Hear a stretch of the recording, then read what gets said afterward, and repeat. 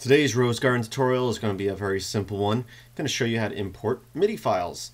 If you go online, you can do a Google search for free MIDIs in the name of a band or a song. You should be able to find, for most songs, MIDI files, which are just basically the notes that programs like Rosegarden sends through a synthesizer.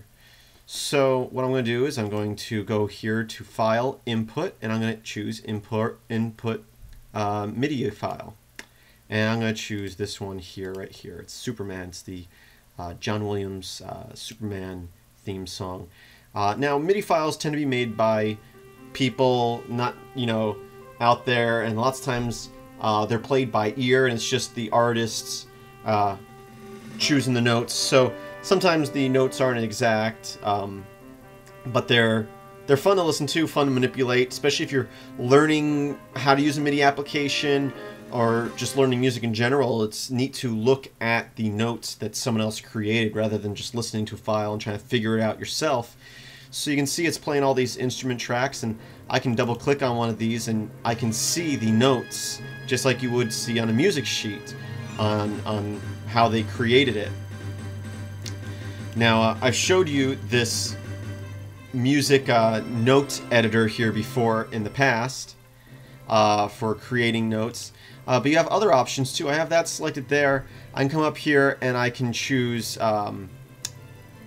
this window here, and it will show you the piano roll, so you can actually see what key is being played on a piano.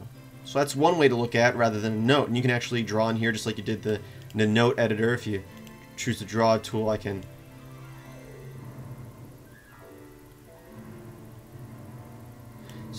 that's another view other than just the note editor you can look at.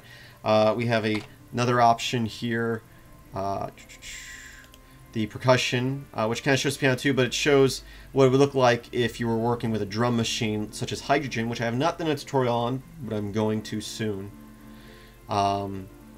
So that's how you import a MIDI. That was pretty simple and kind of short, so I'm going to go into a little bit more. I want to make sure you realize that what you're hearing, because as I showed you in the past, you can change the instrument for each one of these tracks. You have the music notes, but you can come over here and choose a different MIDI device or MIDI instrument and change the way it sounds. Well, at the same time, if the artist used a plugin that you may not have, some of the tracks or all of the tracks may be silent until you assign them an instrument. And I'll give you an example here. I'm going to choose Import, and I'm going to import a MIDI, and I'm going to choose this Head Like a Hole by 9 Inch Nails MIDI that I downloaded. And we will go ahead here to where you can see there are instruments, and I will press play here. And you can see here that it's giving a little volume like there's supposed to be sound, but you're not hearing anything, and you can see the notes over here, and that's because we don't have an instrument chose for those tracks that you actually have a plugin for. So all you have to do is think, oh, it's bass line. You can choose a synthesizer bass line that you want to choose.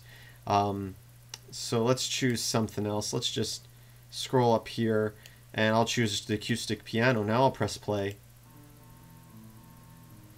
And then actually in that case, it may have had that instrument. It just may have been such a low bass for the plugin chose that we weren't hearing. So it all depends. But it all depends on what the original artist used and what you have available. But as you can see, we got some sound of this overdriven guitar, which could definitely sound better. We could run that through ZYN Add Sub Effect as I showed you in previous tutorials, and use other guitar synthesizers. But that's how you import MIDIs and manipulate them and view them in different ways. And I hope that you found this helpful, even though this was kind of a simple tutorial. Have fun, play around with it. filmsbychris.com for more video tutorials like this. The link is in the description. Have a great day.